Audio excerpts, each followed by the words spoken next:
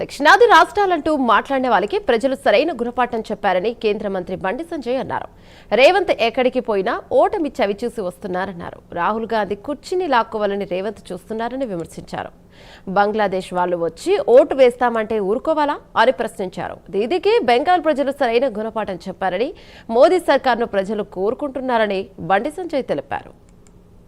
రాష్ట్రాలు, ఉత్తరాది రాష్ట్రాలు, ఈ రాష్ట్రము ఆ రాష్ట్రము, ఈ ప్రాంతము ఆ ప్రాంతం అని చెప్పి దేశ ప్రజల లోపల కోణాలు నింపే ప్రయత్నం చేసినటువంటి, దేశ ప్రజల లోపల అయోమయం సృష్టించే ప్రయత్నం చేసినటువంటి రాష్ట్ర ముఖ్యమంత్రి రేవంత్ రెడ్డి గారికి, తమిళనాడు స్టాలిన్ గారికి ఇలా దేశ ప్రజలు గుణపాఠం చెప్పారు. పాపం రాష్ట్ర ముఖ్యమంత్రి ఏడికి పోయినా అవుటే, తమిళనాడు వేండు అవుటే, మధ్యప్రదేశ్ వేండు అవుటే, బీహార్ వేండు అవుటే, హర్యానా వేండు అవుటే.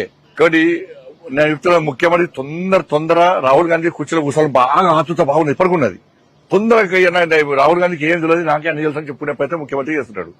ఇవాళ అనేక రాష్ట్రాలు, ఇవాళ బెంగాల్ మాకు కొత్తగా యాడ్ అవుతుంది ఇవాళ.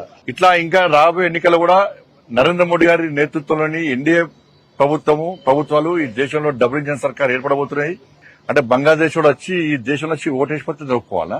అక్రమంగా చొరబడి వాడు వచ్చి ఓటేస్తే ఒప్పుకుంటారా? దేశ ప్రజలు ఆలోచిస్తారా ఇలా? అందుకే సరే వచ్చింది కాబట్టి బంగ్లాదేశ్ ప్రజలు ఎస్